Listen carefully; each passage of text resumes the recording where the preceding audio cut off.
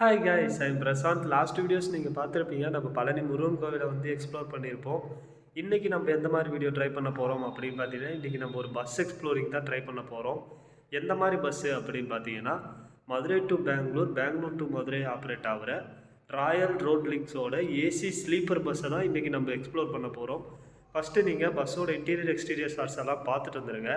ஃபைனலாக நம்ம பஸ்ஸோட fair details, மற்ற டீட்டெயில்ஸ் எல்லாமே நம்ம ஒன் பை ஒன் நம்ம லைனாக பார்க்கலாம். அதுக்கு முன்னாடி வீடியோக்கு ஒரு லைக் பண்ணிடுங்க.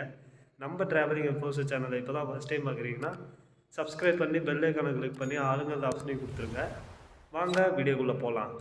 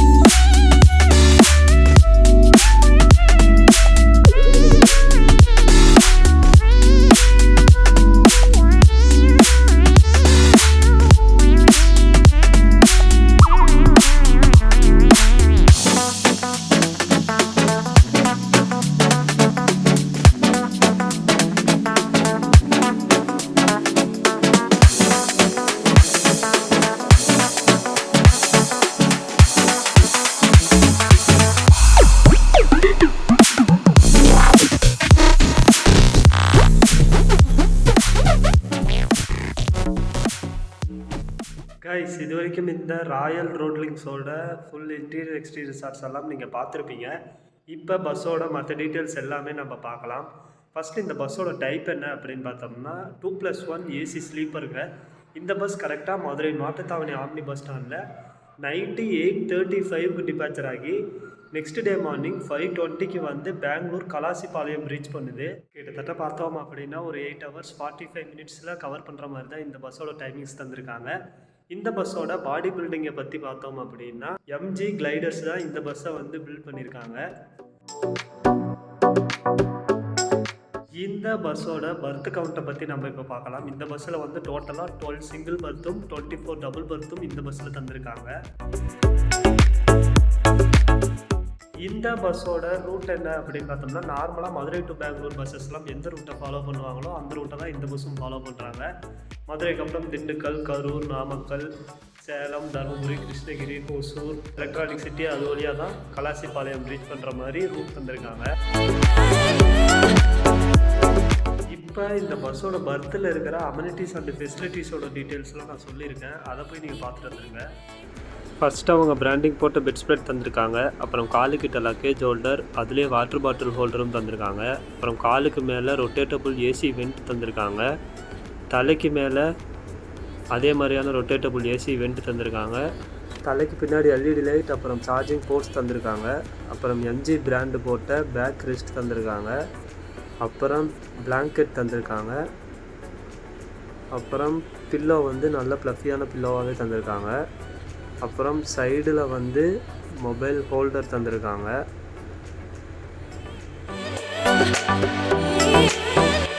லாஸ்ட் அண்ட் ஃபைனல் இந்த பஸ்ஸோட ஃபேர் டீட்டெயில்ஸை பற்றி நம்ம பார்க்கலாம். இந்த பஸ்ஸில் வந்து சிங்கிள் பர்த்துக்கெல்லாம் ஒரு ஃபேர் தந்திருக்காங்க, டபுள் பர்த்துக்கெல்லாம் ஒரு ஃபேர் தந்திருக்காங்க.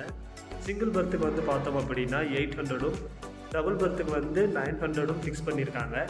மேபி நீங்கள் வீக்கெண்டு அப்புறம் ஃபெஸ்டிவல் டைமில் புக் பண்ணுறப்ப ஃபேர் கொஞ்சம் இன்க்ரீஸ் ஆகலாம்.